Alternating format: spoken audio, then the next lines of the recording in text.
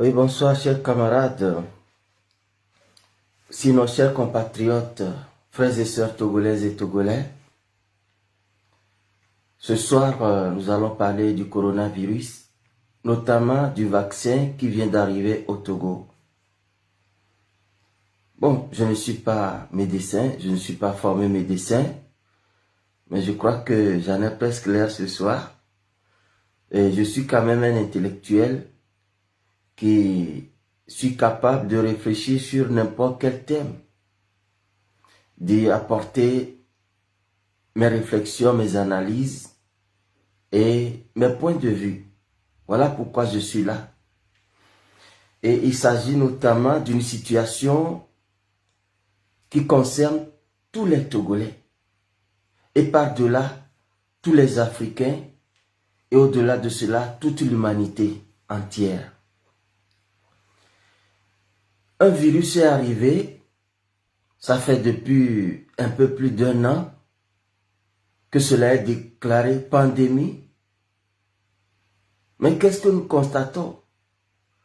Beaucoup de pays ont été confinés, alors que les images nous ont fait cas du Japon, de la Corée du Sud, qui n'ont jamais été confinés et qui ont connu le moins de cas de corona et de morts.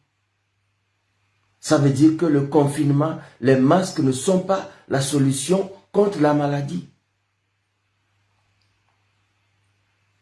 Et dans beaucoup de pays, le Sénégal vient de donner l'exemple.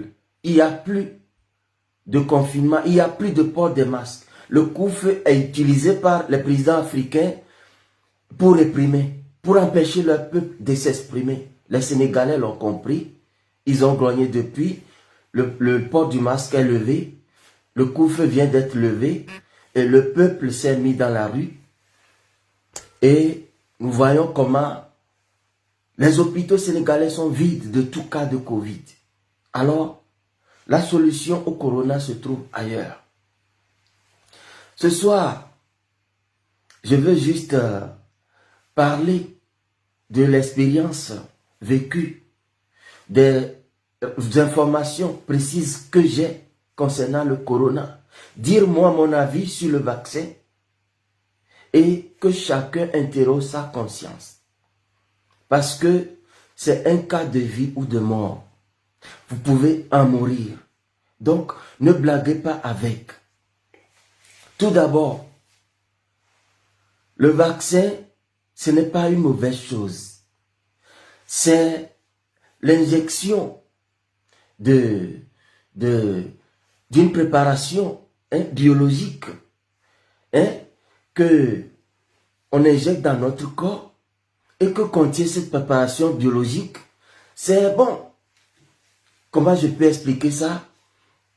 On prend soit la toxine du virus concerné ou bien une protéine de ce virus qu'on atténue ou soit qu'on tue et qu'on stabilise et bon, avec d'autres secrets qu'on ne nous dit pas, qu'on vous injecte.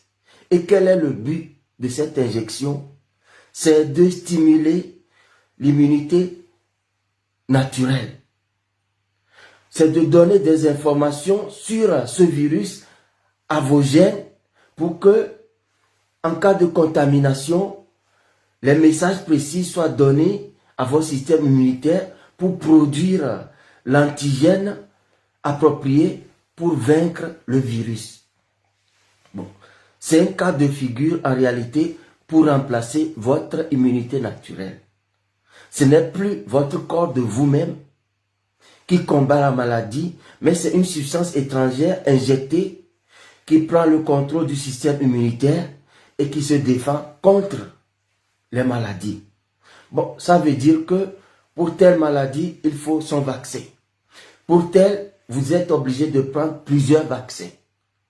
On nous fait savoir qu'il y a des vaccins homologués. Ça veut dire qu'un seul vaccin peut attaquer plusieurs types de maladies, plusieurs types de virus. Bon. Dans tout ça là, votre corps, votre système immunitaire naturel, il devient quoi? Je prends l'exemple de cette activiste. Si elle n'est pas malienne, elle serait sénégalaise. Médecin aussi, professeur d'université, non guinéenne. J'ai oublié son nom. Qui nous a expliqué bien le principe de l'autodéfense des armées africaines par le système de l'immunité naturelle. Et qui aujourd'hui fait volte-face et simule les gens à prendre le vaccin. D'abord, elle a dit que quoi? Les armées africaines, elles sont incompétentes. Elles sont incapables de défendre l'Afrique parce que elles ont laissé les armées étrangères faire le boulot à leur place. Et c'est vrai. Et aujourd'hui, les armées africaines qui sont capables et placées parmi les 35 premières armées, le Togo, le Bénin n'y figure pas. C'est ces armées-là qui ont eu des épreuves face au terrorisme, les épreuves de la guerre civile, les épreuves de la guerre tout simplement, des missions de maintien de paix, où c'est en zone de guerre. Donc ils acquièrent de l'expérience.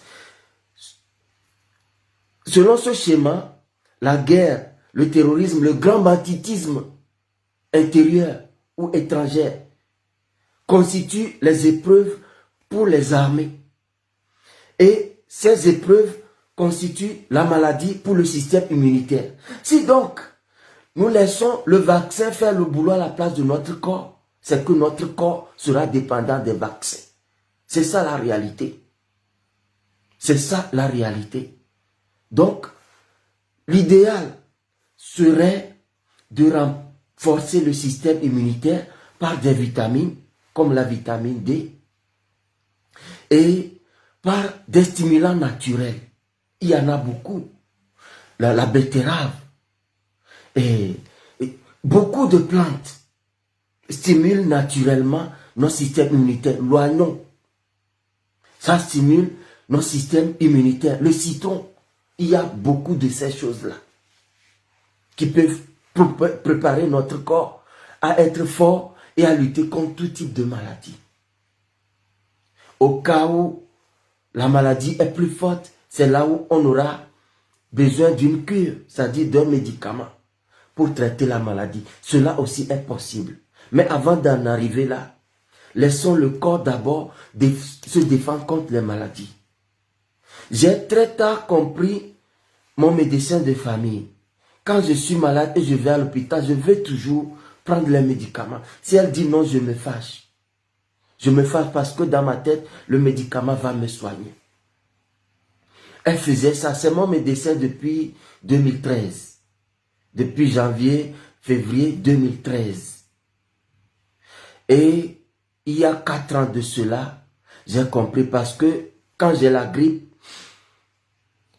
je dois aller à l'hôpital, prendre une attestation médicale et rester à la maison 2 ou 3 jours, voire une semaine. Reprendre mes forces, d'abord pour ne pas aller contaminer d'autres camarades en chantier. Donc, elle me donne des médicaments et me dit, utilise seulement quand c'est grave. Lorsque la fièvre va diminuer, laisse et prends du thé chaud. Et j'ai fait des recherches. Puisque je demande toujours des antibiotiques, elle n'accepte pas. Elle me dit que c'est dangereux. C'est des cas vraiment extrêmement graves qui imposent l'utilisation d'antibiotiques, mais ça ne doit pas dépasser 1 semaine à 10 jours. J'ai fait moi-même des recherches sur le net pour trouver en quoi peut-on trouver les antibiotiques naturels. J'ai trouvé les feuilles de laurier, j'ai trouvé de l'ail, j'ai trouvé le citron, j'ai trouvé le gingembre, les clous de girofle, l'écorce de cannelle. Et en général, tous les antipaludriens sont aussi antiviraux et bactériens, comme l'artémisia, la quinine, etc. Mes chers frères et sœurs, depuis 4 ans, je ne vais pas à l'hôpital. Je tombe un peu malade, je fais une infusion, ou bien je fais un bain sauna et je suis debout. J'ai vu que le médicament rend notre corps dépendant. Et quand on est malade, si on n'a pas le médicament, ça devient psychologique. Sans le médicament, vous n'allez pas guérir. Or, il y a beaucoup de malaise. Vous avez juste besoin de vous reposer. Et votre immunité naturelle s'en charge. et après vous êtes guéri. Si vous êtes habitué comme ça, vous habituez le corps comme ça, vous mangez bien, vous dormez beaucoup, vous n'avez pas besoin de médicaments. Sauf dans des cas extrêmes. Sauf des situations où vous devez être opéré. Et ça arrive aussi rarement si vous avez une bonne hygiène, si vous avez une bonne alimentation et vous dormez beaucoup. C'est utile de dormir au moins 7 heures à 8 heures. L'Internet, Facebook, les réseaux sociaux font qu'aujourd'hui, nous ne dormons pas et nous tombons malades. Si on dort beaucoup, l'immunité naturelle est renforcée. J'ai compris ça quand je dois rester dans la nuit, dormir à peine 2 heures, 3 heures, me lever, aller en chantier. Des fois, je travaille, mais j'ai sommeil. Et c'est tellement pénible. Mais quand je rentre, après une journée comme ça, je fais tout pour dormir tôt. Je fais au moins 8 heures à 9 heures de sommeil. Mais quand je suis en chantier, tout le monde me demande, tu as eu quoi la nuit? Tu as... Bon, ils pensent à beaucoup de choses. Je chante, je rigole, je travaille avec ardeur, mais tout le monde me voit différemment. Je dis non, j'ai beaucoup dormi. Voilà. Donc, chers compatriotes, voilà un peu le vaccin. Et si on compte que sur le vaccin, notre système immunitaire naturel sera mis à rude épreuve sans vaccin. Maintenant, il y a que beaucoup de pays refusent le vaccin. Beaucoup aussi l'acceptent parce que les politiciens sont actionnaires dans les laboratoires pharmaceutiques qui promeuvent ces vaccins-là. Et une remarque fondamentale, un vaccin, sa mise sur le marché prend plusieurs années parce que il faut des tests cliniques pour confirmer que le vaccin est bon. On teste cela sur des animaux. Si ça va, on demande des volontaires, qu'on paye des cobayes. Ils savent les risques qu'ils peuvent encourir. On leur paie, c'est souvent beaucoup d'argent. Et sur 2 ans, ou même plus, on fait l'expérience sur ces personnes. Et si ça donne des bons résultats, ça dit au moins 80-90% de résultats positifs parce que c'est toujours des inconvénients après. Chaque vaccin a ses inconvénients. Alors, ça peut être validé. Pour le corona, ça a pris à peine 3 mois. Et c'est suspicieux. C'est vraiment suspicieux. Soit c'est découvert 20 ans plus tôt, on nous a caché et on le met aujourd'hui sur le marché en même temps que le virus. Soit vraiment, il y a anguille sous roche. Donc, beaucoup de pays refusent le vaccin. Ensuite, le vaccin fait des dégâts. Et je vais vous montrer des images qui sont des images de presse. Par exemple, Le Figaro, un journal français, l'un des plus lus, qui titre que en Autriche, un lot d'AstraZeneca mis au rebut après le décès d'une infirmière. Il y a de cela seulement quelques jours.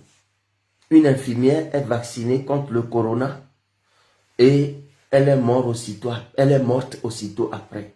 Le gouvernement a tout de suite arrêté la vaccination. Vous voyez, un État responsable. Ensuite, il y a la Norvège. Ah, où est-ce que j'ai mis cette capture d'écran? Bon, la Norvège a mis en garde contre le vaccin du corona parce que 29 personnes vaccinées contre le corona sont mortes aussitôt après. 29 personnes sont mortes après avoir reçu le vaccin du corona. Bon, aujourd'hui, ce qui m'intéresse, et je vais en venir maintenant, regardez cette vidéo. C'est un dimanche pas comme les autres, ici à l'aéroport international Gnassingbé Eyadema. Un soir historique car le Togo entre en possession de ses premiers vaccins contre le coronavirus.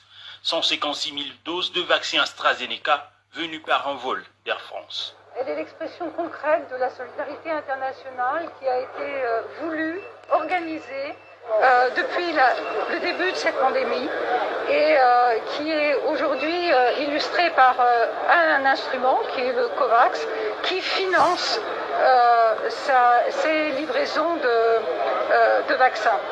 Des vaccins expédiés au Togo par l'intermédiaire de COVAX avec le soutien des partenaires internationaux comme l'ambassade de France, des USA, de l'UNICEF ou encore de l'OMS. Donc au nom de l'OMS et de l'UNICEF ici présente, particulièrement de ma sœur qui aurait bien voulu être présente, nous voulons ici réitérer notre engagement aux côtés du gouvernement pour apporter tout l'appui nécessaire pour que le Covid soit combattu et jugulé. La réception de ces vaccins est aussi une étape historique vers l'objectif d'assurer une vaccination d'au moins 60% de la population togolaise. La vie normale va reprendre quand on aura vacciné environ 60% de la population et ces premières doses vont commencer d'ici la fin de cette semaine. Précisément, ce premier lot de vaccins sera administré à l'ensemble de tout le personnel de santé et à une bonne partie de la population togolaise, de ces cantons surtout résidents dans le Grand Lomé. Ça va balayer tout le personnel de santé, toutes catégories confondues, public, privé, confessionnel.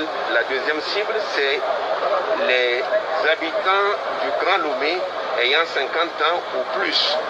Ils sont à peu près 180 000 et 60% de ces 180 000 seront couverts. Cette livraison du vaccin AstraZeneca fait partie d'une première vague d'arrivée qui devra se poursuivre dans les prochains mois. Voilà, le Togo a reçu ses premières doses de vaccin et voilà Yak Damehan, le ministre illégitime de la sécurité, qui, semble-t-il, se fait vacciner. On ne sait pas si c'est un sérum simple qu'il prend pour nous flatter et pousser la population à aller prendre un poison qui tue sous d'autres cieux. Ensuite, vous voyez ici Davodou. Davodou de la primature, la première ministre illégitime, elle aussi, un simulacre de vaccin. Chers compatriotes, je nous invite à mener ensemble cette réflexion.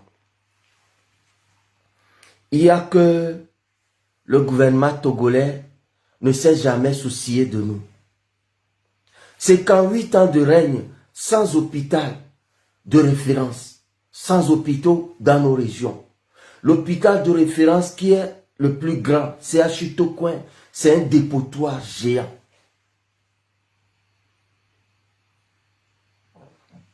Le gouvernement n'a jamais rien fait pour nous montrer qu'il se soucie de notre santé. L'état de nos hôpitaux en témoigne.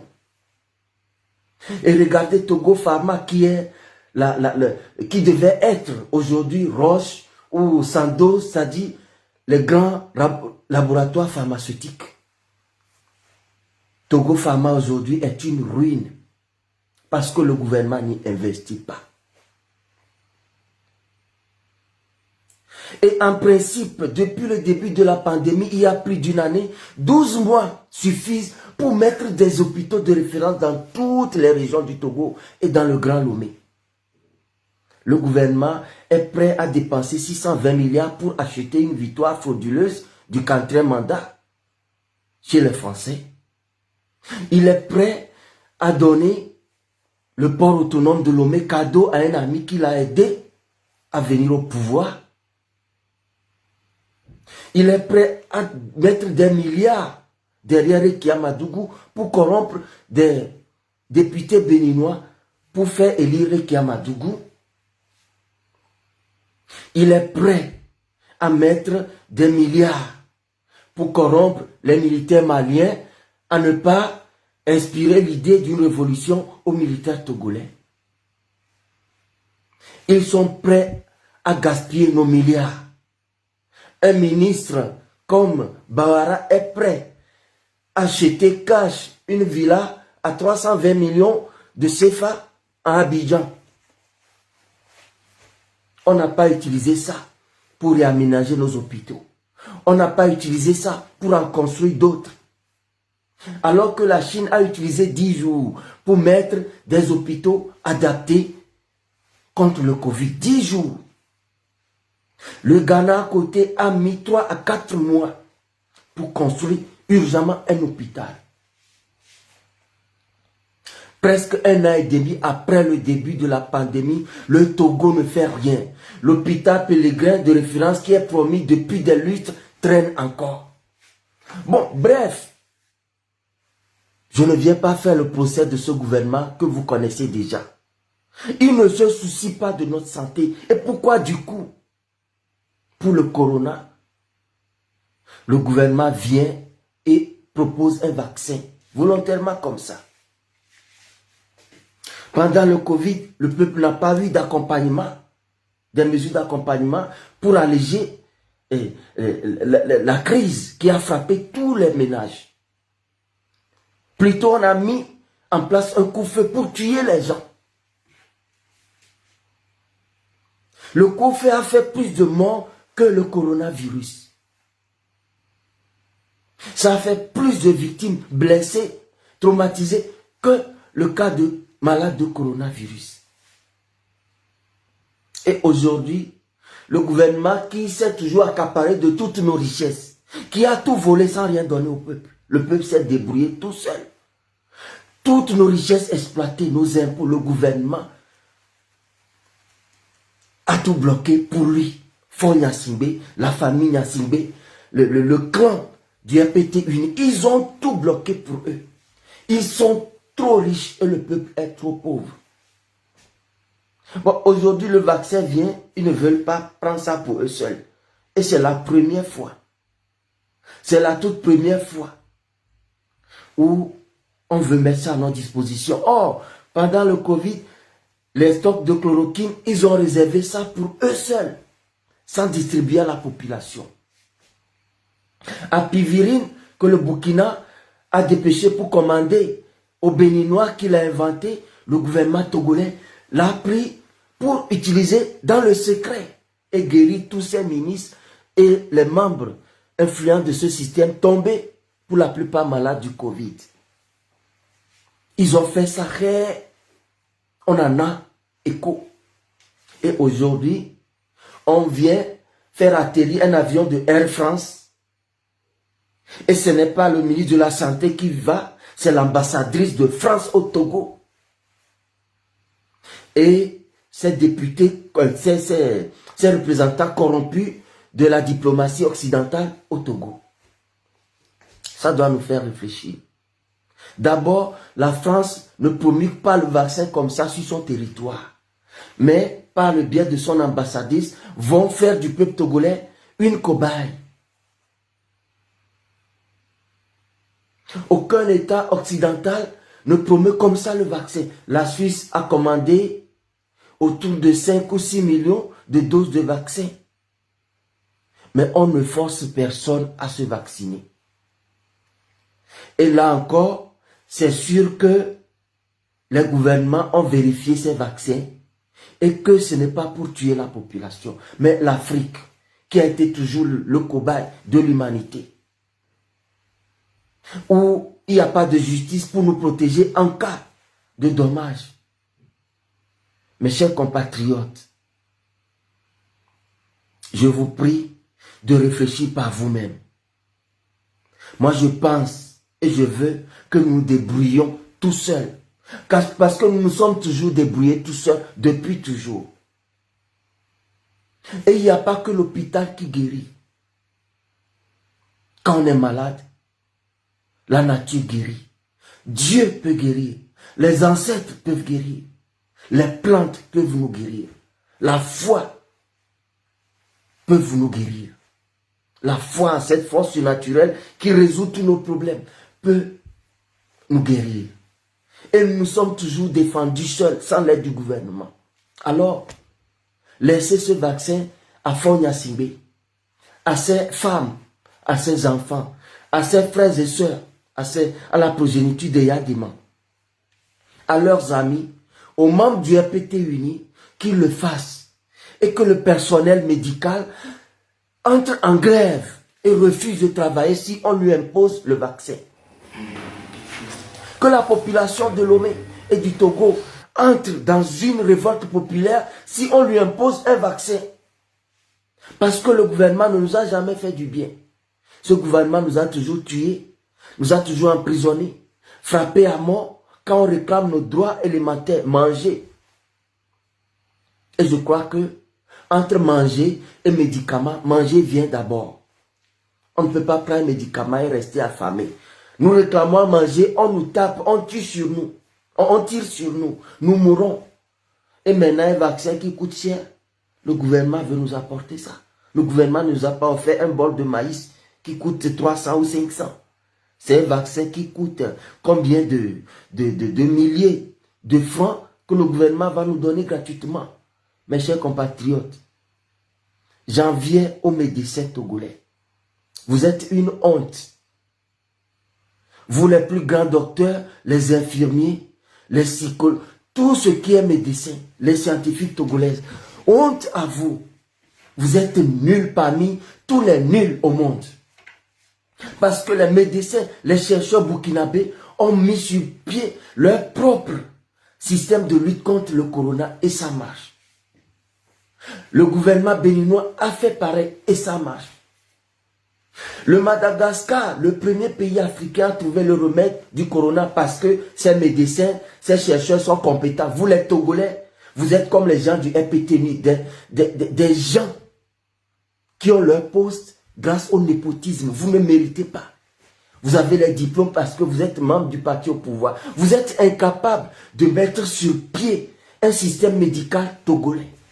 Vous êtes incapable de mettre sur pied un laboratoire pour faire les recherches sur les plantes que la nature nous a données gratuitement. Et créer un système de santé togolais authentique. Vous courez, vous donnez des titres de professeur en biologie, professeur en biochimie, professeur en pharmacie, professeur, docteur. Vous êtes nuls, honte à vous. Vous êtes des bons à rien. Parce que on ne peut mesurer vos compétences que lorsque il y a un tel médicament contre le palu. On dit que c'est les médecins, les professeurs d'université, les professeurs de médecine togolais qui ont créé ça. Il n'y a rien. Même nos tradis praticiens créent des produits qui guérissent plusieurs maladies. Vous êtes incapable de vous associer à eux pour trouver un remède contre le palu, un remède contre le corona. Honte à vous. Vous ne valez rien. Vous ne valez strictement rien. Moi, j'ai été formé maçon, puis technicien de travaux. Bon, il me reste juste quelques modules pour être contremaître. Ensuite, chef de chantier et maître de chantier. Mais contremaître, chef de chantier ne m'intéresse pas. Le cursus que je poursuis actuellement, c'est être maître de chantier. Mais avec mon grade de maçon confédéré et de technicien de travaux, j'ai conçu moi-même mon style de coffrage, mon style de dallage, mon style de plusieurs choses. Et en chantier aujourd'hui, quand il y a un problème, et que les systèmes traditionnels, les systèmes conventionnels de coffrage ne nous aident pas parce que les dimensions de l'espace ne sont pas convenables, ne peuvent pas contenir les éléments préfabriqués. Avec mon idée, je dis au chef de chantier, faisons ceci. On le fait, il me dit bravo. Ça veut dire que j'invente.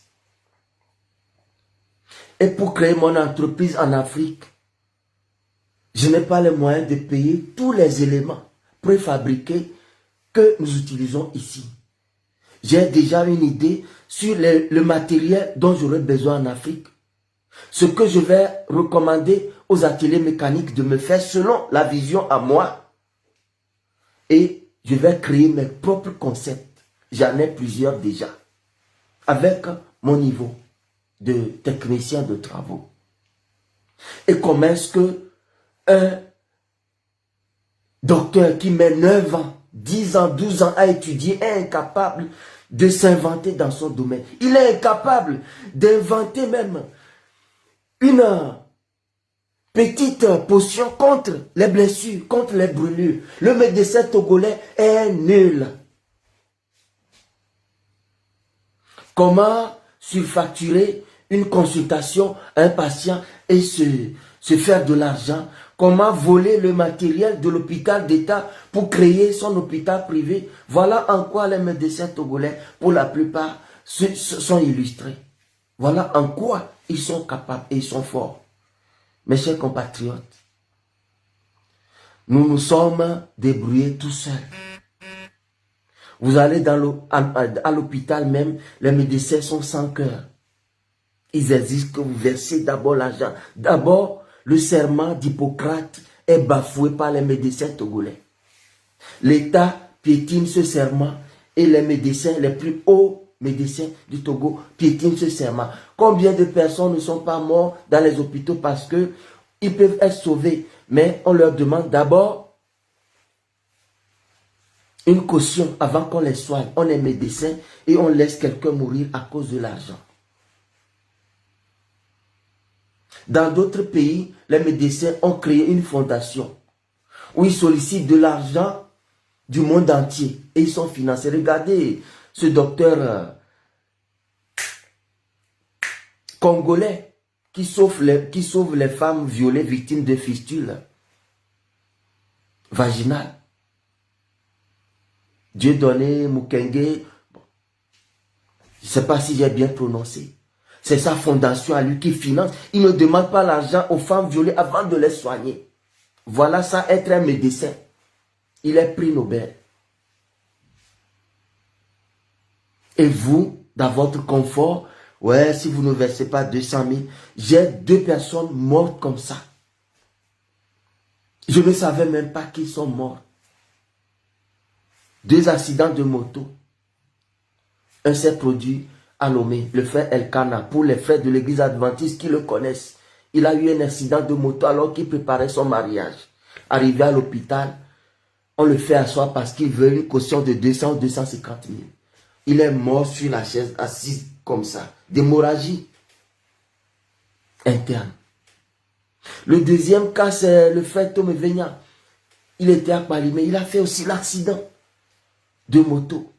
Il est parti à l'hôpital, on l'a gardé comme ça, jusqu'à ce que ça commence à lui traverser l'esprit. Bon, il est mélangé dans sa tête. Il pense à sa femme et à ses enfants. Il a commencé à gesticuler. Il est mort d'hémorragie plus tard aussi. Voilà les médecins togolais, des médecins sans cœur. La plupart sont dans la franc-maçonnerie qui tue la population. Donc, vous mourrez, ça les avantage. Je ne dis pas que tous les médecins sont comme ça. Mais généralement, au Togo, tu es malade. Si tu ne verses pas de l'argent, tu ne seras pas soigné. C'est triste. Alors, ces médecins, ce gouvernement, n'ont rien à foutre de nos vies. Qu'ils nous laissent choisir notre propre mort. Nous avons le droit d'attraper toutes sortes de maladies parce que notre système immunitaire en a besoin pour se forger et être prêt à nous défendre. Et le témoignage vivant, c'est que moi et tous mes enfants, ainsi que leur maman, avons été victimes du corona. C'est mon fils qui l'a pris de l'école, rentré, il a dormi avec moi. Après, je l'ai pris, nous sommes allés en week-end sur Genève. Nous avons passé 2 nuits à l'hôtel, c'est là où j'ai failli mourir. Oh, il avait souffert d'une grippe extraordinaire. Il n'a jamais été autant malade. Je n'ai pas soupçonné que ce serait Corona. Je l'ai pris sur ma poitrine. Oh, mon fils. J'ai essayé de lui apporter les soins et l'attention qu'il faut pour qu'il soit réconforté. C'est de là que je suis malade. De contact à contact, sa soeur, de 4 ans, a été aussi malade. Elle n'avait même pas encore 4 ans. Puisqu'on tombait malade en août, septembre, 2020. Et elle, c'est quelques mois plus tard qu'elle a eu 4 ans. Donc, cette petite fille a aussi été malade. Et par contact, la maman aussi. Mais nous avons survécu comment? Par les plantes. On nous a seulement prescrit le dafalgan pour atténuer la fièvre, l'ibuprofène pour atténuer les inflammations, puisque c'est beaucoup d'inflammations partout et dans les articulations.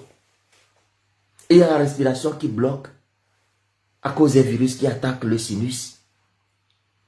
Et il faut des infusions chaudes pour dégager les voies respiratoires. C'est tout. Ce n'est pas une maladie tellement extraordinaire. Oui, ça fait mal, très mal. Et ça peut tuer si on ne se lève pas tôt. Mais on ne peut pas mourir comme ça du corona. Pour qu'on nous impose un vaccin. Alors, n'ayez pas si peur. Dieu a placé tout ce qu'il nous faut pour vivre dans la nature. Les aliments que nous mangeons, pourquoi l'Afrique n'est pas trop victime du corona? Les alomas ou bien ndolé, selon l'appellation camerounaise, c'est une plante antibiotique. Boma, le gombo qui a beaucoup de fer. Djeveti, qui est le basilic africain, qui soigne aussi les hémorroïdes et les infections diverses. Mais la nature nous a donné tout ça là. L'artémisia, c'est la plante qui guérit 100% le palu. Je vais commencer à en faire la promotion. Et avec laquelle le Madagascar a trouvé le remède anti-Covid. Au Madagascar, 0 mort du corona. Ça doit nous interpeller. Ça doit nous interpeller. Remettons-nous à Dieu, à la nature et à nous-mêmes, comme on l'a toujours fait. Le gouvernement ne nous aime pas. Il ne nous a jamais aimés pour venir aujourd'hui nous aimer avec un vaccin, avec l'ambassadrice de France qui vient en faire la promotion alors qu'en France, on ne fait pas la même promotion. Et c'est ce même vaccin qui s'appelle comment? Je vais revoir bien le nom.